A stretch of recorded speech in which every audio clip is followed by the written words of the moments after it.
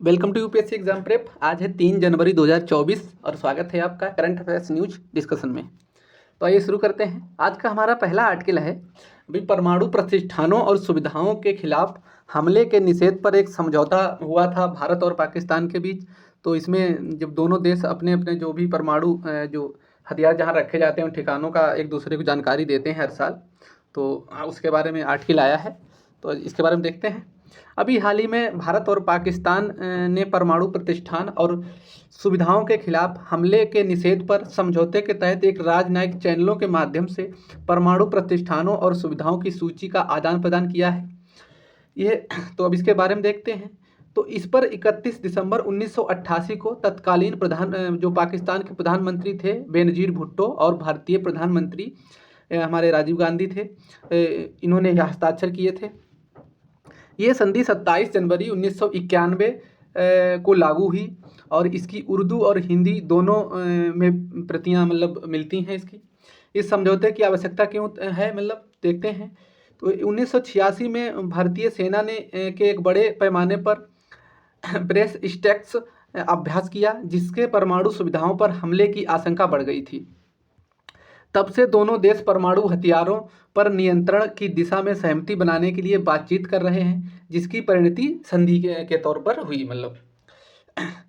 प्रावधान क्या है? तो इस समझौते में दोनों देशों को प्रत्येक कैलेंडर वर्ष यानी देश का जो साल का अंतिम होता है उसमें जनवरी को पहली तारीख को समझौते के तहत कवर किए जाने वाले किसी भी परमाणु प्रतिष्ठानों या सुविधाओं के बारे में एक दूसरे को सूचित करने का आदेश देते हैं, जिससे विश्वास निर्माण सुरक्षा उपाय का माहौल मिलता है। ये परमाणु प्रतिष्ठानों और सुविधाओं के तहत परमाणु ऊर्जा और अनुसंधान रिएक्टर, ईंधन निर्माण, यूरेनियम संवर्धन, आइसोटोप पृथक्करण एवं पुनर्संसाधन सुविधाओं के साथ साथ किसी भी रूप से जो विकिरणित परमाणु ईंधन एवं सामग्री के साथ कोई अन्य प्रतिष्ठान एवं महत्वपूर्ण मात्रा में रेडियोधर्मी सामग्री का भंडारण करने वाले प्रतिष्ठान आदि को शामिल इसमें किया जाता है। हमारा अगला आर्टिकल है KH-22 मिसाइल के बारे में। तो आइए देख लेते हैं। अभी हाल ही में यूक्रेन वायुसेना के प्रवक्ता ने अभी खुलासा किया है कि देश की वायु रक्षा इकाई ने रूस द्वारा लॉन्च की गई KH-22 सुपरसैनिक क्रूज मिसाइल में से एक किसी को भी मार गिराने में असमर्थ थी। KH-22 मिसाइल के बारे में देखते हैं। तो ये सोवियत काल की एक लंबी दूरी वाली हवाई सुपरसैनिक क्रूज मिसाइल है। इसे शुरू में विमान वाहक और अन्य बड़े युद्धपोतों या यहाँ तक कि ऐसे वाहक समूहों को नष्ट करने के लिए डिजाइन किया गया था जो परमाणु या उससे अत्यधिक विस्फोटक खंडित संचयी युद्धभार से लैस हैं। KH-22 परिवार को 1960 के दशक में USSR में विकसित किया गया था और विशेष रूप से ये डुपोलेव 22 बम वर्षकों से लॉन्च करने के लिए डिजाइन किया गया था। बाद में ये तथाकथित KH-22 विशेष हवा से सतह पर मार करने वाली मिसाइल कॉम्प्लेक्स के हिस्से के रूप में दोनों मिसाइलों और विमानों का आधुनिकीकरण कर दिया गया। 1970 के दशक में अद्यतित जो की गई इस मिसाइल की प्रभावशाली गति 4000 किलोमीटर प्रति घंटा और 1000 किलोग्राम युद्ध भार और 500 किलोमीटर की परास थी। इसका वजन है 5820 किलोग्राम और USSR जो अब रूस है इसकी कुल लगभग 3000 ऐसी मिसाइलों का उत्पादन इसमें किया गया था। USSR के पतन के बाद इसमें काफ़ी मिसाइलें यूक्रेन में ही रह गई थीं। हालांकि 1951 में स्वतंत्रता के तुरंत बाद यूक्रेन ने परमाणु और रणनीतिक विमानन शस्त्रागार को छोड़ दिया। यूक्रेन ने रूस को 2000 ईस्वी में गैस ऋण की किस्त के रूप में 386 KH-22 मिसाइल हस्तांतरित की थीं। KH-22 का उत्तराधिकारी KH-32 बना, जिसे इसकी जगह ये बना जिसे नए रूसी Tu-22 M3M बम वर्षक ले जा सकते हैं। नई मिसाइलों में एक पारंपरिक युद्धभार, एक बेहतर रॉकेट मोटर और एक नया रडार इमर्जिंग टर्मिनल सीकर शामिल है। इसकी परास लंबी है लेकिन युद्धभार इसका छोटा है। हमारा अगला आर्टिकल है भारतीय पेंगुलिन के बारे में। तो आइए देख लेते हैं। पेंगुलिन कुछ इस तरह के दिखाई देते हैं, और ये जो इनके जो दिखा रहे, ये सल्क होते हैं इनके, ये जो दिखाई दे रहे हैं ये सल्क हैं इनके। ये जब कोई शिकारी इन पे हमला करता है तो इन सल्कों का मतलब उपयोग करते हैं अपने बचाव के लिए, और ये पूरे एकदम फोल्ड हो जाते हैं और ये सल्क ऊपर हो जाते हैं, तो सल्क ये बहुत मजबूत होते हैं, तो इनको शिकारी शिकार नहीं कर पाता है। तो आइए इसके बारे में देख लेते हैं। पेंगुलिन की सुरक्षा के लिए शुरू की गई पेंगुलिन संरक्षण परियोजना पेंच बाघ अभ्यारण्य और सतपुड़ा बाघ अभ्यारण्य में सफल रही, क्योंकि यहाँ स्तनधारियों का प्रजनन शुरू हो गया है। पेंच और सतपुड़ा ये मध्य प्रदेश के में है, मतलब बाघ अभ्यारण्य। तो पेंगुलिन के बारे में देखते हैं हम। पेंगुलिन एकमात्र ज्ञात स्तनधारी है जिसकी त्वचा बड़े कैरोटीन सल्कों से ढकी होती है। इसे सल्कीय चींटीखोर के रूप में जाना जाता है। दुनिया भर में पाई जाने वाली 8 पेंगुलिन की प्रजातियों में एशिया अफ्रीका में 4 पाई जाती हैं, मतलब 4 एशिया में 4 अफ्रीका में पाई जाती हैं। इसमें एशिया में 4 हैं, इसमें से 2 भारत में पाई जाती हैं। इसमें भारतीय पेंगुलिन और चीनी पेंगुलिन। अगर चीनी पेंगुलिन मतलब क्वेश्चन में आएगा तो चीनी पेंगुलिन ये भारत में ये प्रजाति पाई जाती है। जो भारतीय पेंगुलिन के बारे में देखते हैं, तो ये भारतीय पेंगुलिन ये भारतीय उपमहाद्वीप का मूल निवासी है। इसे मोटी पूंछ वाला पेंगुलिन भी कहा जाता है। इनके व्यापार पर अंतर्राष्ट्रीय प्रतिबंध के बावजूद भी दुनिया में सबसे अधिक तस्करी वाले स्तनधारियों में से ये भारतीय पेंगुलिन एक हैं। ये इनका वितरण तो भारत में इनका वितरण दक्षिण के हिमालय क्षेत्र में, बांग्लादेश, दक्षिण नेपाल, श्रीलंका और पाकिस्तान के छोटे हिस्सों में होता है। इनका पर्यावास तो ये कहाँ रहते हैं? रेगिस्तानी क्षेत्रों के लिए अच्छी तरह से अनुकूलित हैं और बंजर भूमि, पहाड़ी क्षेत्रों को ये पसंद करते हैं। इनका निवास स्थान समुद्र तल से 2500 जो फीट ऊपर होता है। मतलब ये नरम और आर्द्र रेतीली जो मिट्टी होती है उसमें रहना पसंद करते हैं, और जो बिल खोदने के लिए उपयुक्त हो, मतलब जो नरम मिट्टी होती है रेतीली, उसमें मतलब बहुत आसानी से बिल खोदा जा सकता है। इन्हें विभिन्न प्रकार के उष्णकटिबंधीय जंगलों, खुली भूमि, घास के मैदानों और गांवों के नज़दीक भी जीवित पाया जा सकता है। इनकी विशेषताएं क्या हैं? तो पेंगुलिन अन्य की तरह इनके शरीर पर एक बड़े ओवरलैपिंग सल्क होते हैं जो कवच के रूप में कार्य करते हैं, जैसा कि अभी हमने फोटो में दिखाया, आपको बताया। इस भारतीय पेंगुलिन कवच स्तनधारी जो दुनिया में सबसे प्रभावी कवचों में से एक है। इनके शरीर को ढकने वाले जो गतिशील नुकीले सल्कों को लगभग 13 पंक्तियां इसमें होती हैं जो समय समय पर झड़ती रहती हैं, मतलब नए आते रहते हैं। इनके सल्कों का रंग परिवेश की जो पृथ्वी के रंग के आधार पर भिन्न होता है, मतलब जैसे जहाँ रह रहे हैं जिस मिट्टी में, तो उस मिट्टी में या उस जगह का जैसा रंग होगा उनका सल्क का रंग वैसा ही हो जाता है। इन शिकारियों के खिलाफ आत्मरक्षा के लिए खुद को एक गेंद की तरह मोड़ लेते हैं। तो अभी मैंने आपको बताया कि जो इनके ऐसे फर लगे होते हैं सल्क, और जब भी कोई शिकार करता है पेंगुलिन का तो ये पूरा अपने आप को फोल्ड कर लेते हैं ताकि ये सल्क मजबूत होते हैं, तो शिकारी शिकार नहीं कर पाता है। ये एक कीट भक्षी है जो चींटियों और दीमकों को खाता है, और ये रात्रिचर है। ये दिन के दौरान गहरे बिलों में आराम करते हैं और रात में ही विचरण करते हैं, और शिकार जो भी अपना करते हैं वो रात में ही करते हैं। संरक्षण की स्थिति देख लेते हैं इनकी। तो ये IUCN की जो लाल सूची होती है उसमें संकटग्रस्त यानी इंडेंजर्ड हैं। वन्यजीव संरक्षण अधिनियम 1972 की अनुसूची 1 में मतलब शामिल हैं ये, और साइट्स की परिशिष्ट 1 में ये इनको जगह दी गई है। हमारा अगला आर्टिकल है SCR यानी ESCR पोर्टल के बारे में। तो आइए देखते हैं। अभी भारत के सर्वोच्च न्यायालय ने अपनी सभी 36,000 निर्णय की सूची, मतलब भाषाओं के अनुवाद करने की महत्वपूर्ण परियोजना में 2023 में अभूतपूर्व गति हासिल की है। ESCR पोर्टल जनवरी तक केवल 2238 जो अनुवादित निर्णयों के साथ शुरू हुआ, और ये 31,000 से अधिक निर्णयों के अनुवाद के मतलब 7 वर्ष में समाप्त हो गया। तो इसके बारे में देखते हैं ESCR पोर्टल के बारे में। तो ये शीर्ष अदालत के निर्णयों का डिजिटल संस्करण उसी प्रकार उपलब्ध कराने का एक पहल है जिस प्रकार उन्हें आधिकारिक कानूनी सपोर्ट में बताया गया है। सुप्रीम कोर्ट ने राष्ट्रीय सूचना विज्ञान केंद्र की मदद से एक सर्च इंजन विकसित किया। इसमें ESCR के डेटाबेस में इलास्टिक सर्च तकनीकी शामिल है, और ESCR में खोज सुविधा मुक्त टेक्स्ट खोज और खोज के भीतर खोज केस प्रकार के केस, ये वर्ष में खोज और जज खोज वर्ष और वॉल्यूम खोज, बेंच स्ट्रेंथ खोज विकल्प प्रदान इसमें करती है। ये वकीलों, कानूनी छात्रों और आम जनता को अपने लगभग 34,000 निर्णयों तक मुक्त पहुंच प्रदान करेगा। ये फैसले शीर्ष अदालत की वेबसाइट, उसके मोबाइल ऐप और राष्ट्रीय न्यायिक डेटा ग्रिड के निर्णय पोर्टल पर उपलब्ध होंगे। राष्ट्रीय न्यायिक जो डेटा ग्रिड के बारे में मुख्य तथ्य देख लेते हैं, अब इसका चर्चा हुआ है तो यह देश भर की अदालतों द्वारा शुरू किए गए लंबित और निपटाए गए मामलों से संबंधित डेटा का एक राष्ट्रीय भंडारण है। इसे राष्ट्रीय सूचना विज्ञान केंद्र का कंप्यूटर सेल रजिस्ट्री की in house software development team के साथ इंटरैक्टिव इंटरफेस और एनालिटिक्स डैशबोर्ड के साथ निकट समन्वय से विकसित किया गया है। संपूर्ण डेटा एनजेडीजी पोर्टल पर समय समय पर अद्यतन उसको अपडेट किया जाता है। इसके माध्यम से कोई भी मामले में संबंधित जानकारी, संस्था, लंबित मामलों और मामलों के निपटान, मामलों के प्रकार, भारत की सर्वोच्च न्यायालय के वर्षवार वितरण जैसे आंकड़ों तक पहुंच इसमें सुगम हो सकेगी। इससे हमारा अगला आर्टिकल है बबल बेबी सिंड्रोम के बारे में, तो आइए देख लेते हैं। अभी हाल ही में बबल बेबी सिंड्रोम से पीड़ित 2 महीने की बच्ची का मुंबई में बोन मैरो ट्रांसप्लांट किया गया है, इसीलिए चर्चा में है।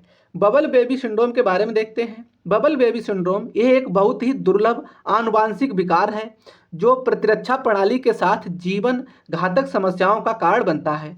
इसे चिकित्सकीय रूप से गंभीर और संयुक्त इम्यूनोडेफिशिएंसी के रूप में जाना जाता है। इम्यूनोडेफिशिएंसी यानी SCID। यह एक प्रकार की प्राथमिक प्रतिरक्षा कमी है। इस बीमारी को लिविंग इन बबल सिंड्रोम के रूप में जाना जाता है क्योंकि बीमारी से ग्रसित बच्चों के लिए सामान्य वातावरण में रहना घातक हो सकता है। SCID में क्या होता है?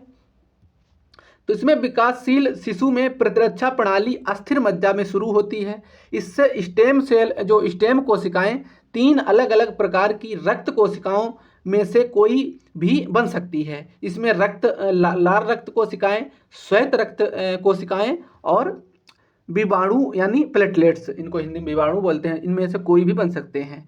श्वेत रक्त कोशिकाएं जो WBC होते हैं, ये शरीर को संक्रमण और विदेशी आक्रमणकारियों से बचाती हैं। विदेशी आक्रमण इसका जो भी वायरस और हमारे पर हमला करते हैं उनसे बचाती हैं। इसमें लिम्फोसाइट सहित विभिन्न प्रकार के WBC होते हैं। लिम्फोसाइट दो मुख्य प्रकार की होती हैं। इसमें B कोशिकाएं और T कोशिकाएं होती हैं। ये कोशिकाएं संक्रमण से लड़ने में महत्वपूर्ण भूमिका निभाती हैं।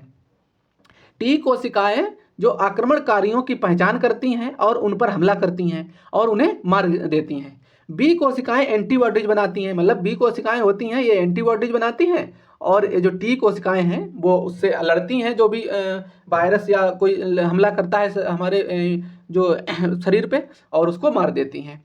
और ये जो B कोशिकाएं एंटीबॉडीज बनाती हैं और ये संक्रमण को याद भी रखती हैं और शरीर को संपर्क में दोबारा आने की स्थिति में ये उसके लिए तैयार रहती हैं। SCID एक संयुक्त प्रतिरक्षा प्रणाली है। ये क्योंकि ये संक्रमण से लड़ने वाले इन दोनों श्वेत रक्त कोशिकाओं को प्रभावित करती है। SCID में बच्चों के शरीर में बहुत कम लिम्फोसाइट या ठीक से काम ना करने वाली लिम्फोसाइट होती हैं, क्योंकि प्रतिरक्षा प्रणाली उस तरह से काम नहीं करती जिस तरह से उसको करना चाहिए। इसलिए उसके लिए संक्रमण पैदा करने वाले रोगाणुओं, वायरस, बैक्टीरिया और कवक से लड़ना मुश्किल या असंभव हो सकता है। अब इसका देख लेते हैं इसका बबल सिंड्रोम का कारण क्या है। तो इसमें यह एक से अधिक भिन्न जीनों के वंशागत उत्परिवर्तन SCID का कारण बनते हैं। इसका मतलब है कि एक या दोनों जन्म देने वाले जो माता पिता हैं उनको ये बीमारी उनसे भी ये आ सकती है। अब इसको बीमारी अगर हो जाए तो उससे लक्षण क्या होंगे इसके? SCID जो इससे होने वाले बच्चे जन्म के समय स्वस्थ दिख सकते हैं, लेकिन उसके बाद तुरंत बाद इसमें समस्याएं शुरू हो सकती हैं, जैसे पनपने में विफलता, उनको हाथ पैर जो ग्रो करेगा उसमें प्रॉब्लम आएगी। दीर्घकालिक दस्त होते हैं, अक्सर बार बार गंभीर श्वसन संक्रमण होता है। मुंह में छाले होते हैं, जिससे कि मुंह एक प्रकार का ईस्ट संक्रमण होता है, उसमें मुंह में छाले जाते हैं। अन्य गंभीर जीवाणु, वायरस या कवक संक्रमण जिनका इलाज कठिन हो सकता है, ऐसे कुछ लक्षण दिखाई देते हैं। SCID एक बाल चिकित्सा आपातकाल है। इसके उपचार के बिना शिशुओं के पहले जन्मदिन के बाद ये जीवित रहने की संभावना इसमें नहीं होती है। सबसे सामान्य उपचार इसमें है स्टेम सेल प्रत्यारोपण, जिसे अस्थि मज्जा प्रत्यारोपण भी कहा जाता है। इसका मतलब है कि बच्चे का डोनर से स्टेम सेल प्राप्त होते हैं और उम्मीद है यह कि ये नई कोशिकाएं बच्चे की प्रतिरक्षा प्रणाली का पुनर्निर्माण करेंगी और बच्चा बच सकेगा। हमारा अगला आर्टिकल है रेडियो कार्बन डेटिंग के बारे में, तो आइए देख लेते हैं। रेडियो कार्बन डेटिंग नामक तकनीकी ने विज्ञान के कई क्षेत्रों में ऐसा करने का पहला सत्यापन योग्य तरीका लाया है, जिससे उन्हें अब हमारी दुनिया को एक महत्वपूर्ण हद तक बदल देने की मतलब आशा इसमें दिख रही है। रेडियो कार्बन डेटिंग के बारे में देखते हैं। तो ये एक ऐसी विधि है जिसके द्वारा किसी वस्तु की आयु निर्धारित की जा सकती है। इसमें रेडियो कार्बन डेटिंग एक ऐसी विधि को संदर्भित करती है जो रेडियो कार्बन का उपयोग करके ऐसा करती है जो आइसोटोप कार्बन 14 का एक नाम है। कार्बन 14 काम कैसे करता है या कैसे बनता है, ये मतलब जो कार्बन 14 है ये बनता कैसे है? तो पृथ्वी के वायुमंडल में तब बनता है ये जब कॉस्मिक किरणें बाहरी अंतरिक्ष में स्रोतों में आने वाले जो आवेशित कणों का ऊर्जावान धाराएं गैसों के परमाणुओं से टकराती हैं और न्यूट्रॉन को छोड़ती हैं। जब ये न्यूट्रॉन नाइट्रोजन 14 आइसोटोप के साथ संपर्क में आते हैं तो कार्बन 14 का ये उत्पादन करते हैं। क्योंकि कॉस्मिक किरणें लगातार पृथ्वी की वायुमंडल से होकर गुजर रही होती हैं, इसलिए वहाँ कार्बन 14 लगातार बनता रहता है। यह आसानी से वायुमंडलीय ऑक्सीजन के साथ मिलकर रेडियोधर्मी कार्बन ऑक्साइड बनाता है। यह अयौगिक कार्बन चक्र के माध्यम से पौधों और उनके प्रकाश संश्लेषण के माध्यम से जानवरों में जब वे जानवरों का उपभोग करते हैं, जब वे पौधों का उपभोग करते हैं और अन्य बायोमास के शरीर में ये प्रवेश कर जाता है। ये कार्बन डाइऑक्साइड और अन्य कार्बन यौगिक के रूप में है। इसे पृथ्वी के विभिन्न पारिस्थितिक तंत्रों के फैसले में सक्षम होना चाहिए ताकि वायुमंडल में कार्बन 14 की सांद्रता ग्रह के अन्य जीवमंडल में कार्बन 14 की सांद्रता के बराबर हो। रेडियो कार्बन डेटिंग ये काम कैसे करती है? तो ये जब कोई जैविक इकाई यानी जैसे मानव शरीर जीवित होती है तो वह सांस लेने या भोजन करने, शौच करने या त्वचा छोड़ने आदि जैसे माध्यम से अपने परिवेश के साथ लगातार कार्बन का आदान प्रदान करता रहता है। जानवर हों चाहे पशु हों पक्षी हों, सारे मतलब इन गतिविधियों के माध्यम से कार्बन 14 शरीर के से नष्ट भी होता है और उसकी पूर्ति भी होती है। इसलिए शरीर में इसकी सांद्रता लगभग स्थिर रहती है और ये अपने परिवेश के साथ संतुलन में भी रहता है।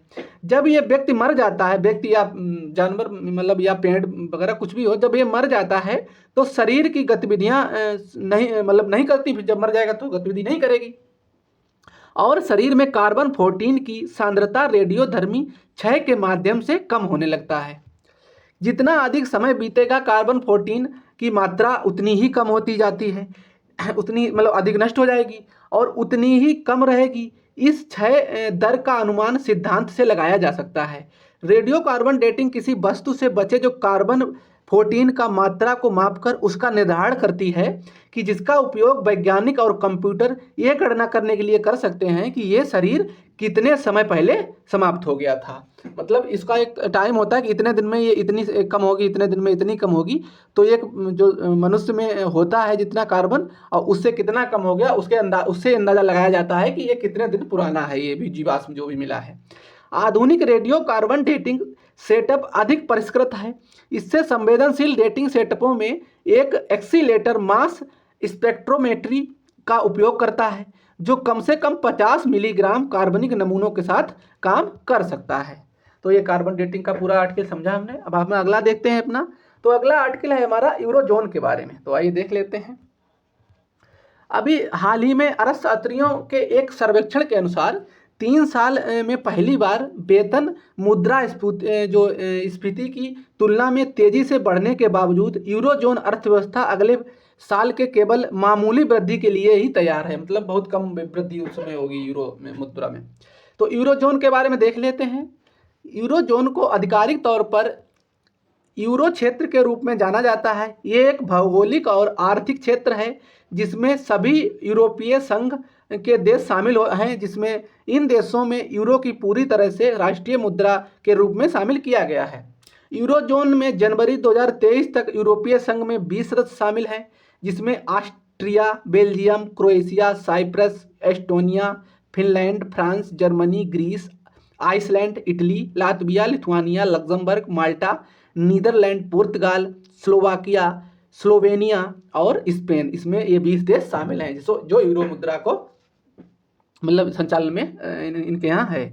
यूरोपीय सेंट्रल बैंक यूरोजोन देशों के लिए मौद्रिक नीति निर्धारित करने का एकमात्र शक्ति का प्रयोग करता है।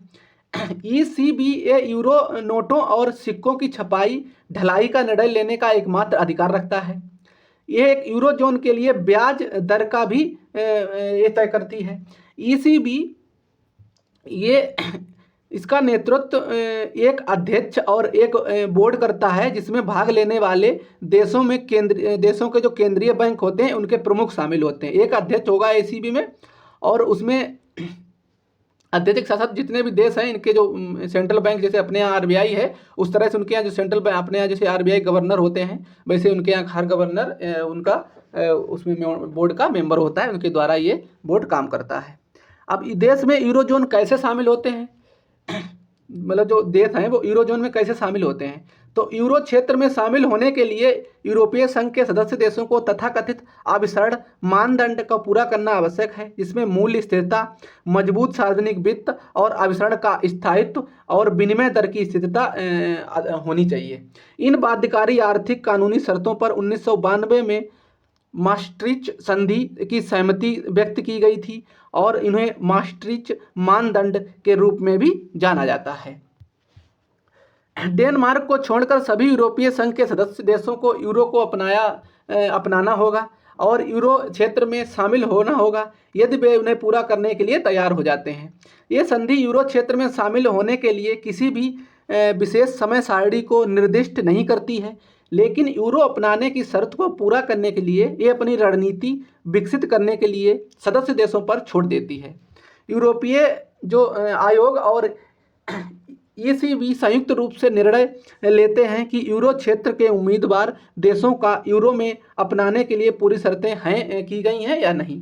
अब देख लेते हैं यूरोपीय संघ क्या है। तो यूरोपीय संघ ये EU मुख्य रूप से यूरोप में स्थित 27 देशों का एक राजनीतिक और आर्थिक संघ है। ये यूरोपीय संघ की स्थापना maastricht संधि द्वारा की गई थी, जो 1 नवंबर 1993 को लागू हुई। यूरोपीय संघ का मुख्य लक्ष्य यूरोप में आर्थिक और राजनीतिक स्थिरता को बढ़ावा देने के लिए सदस्यों के बीच सहयोग और एकीकरण को बढ़ावा देना है। इसका एक ही बाजार है जहां वस्तुएं, सेवाएं, पूंजी स्वतंत्र रूप से आवागमन करते हैं। इस यूरोपीय संघ में पहले 28 देश हुआ करते थे, लेकिन ब्रिटेन इससे निकल गया, जिसको ब्रेग्जिट बोलते हैं। तो ब्रेग्जिट के तहत मतलब ब्रिटेन यानी इंग्लैंड निकल गया, तभी इसमें 28 देश अभी बचे हैं यूरोपियन संघ में। तो आज के हमारे सारे आर्टिकल फिनिश हो गए। अब वीडियो को एंड करते हैं। थैंक यू, धन्यवाद। जो ECB का फुल फॉर्म ये यूरोपीय सेंट्रल बैंक है। मतलब वीडियो को एंड करते हैं। थैंक यू, धन्यवाद।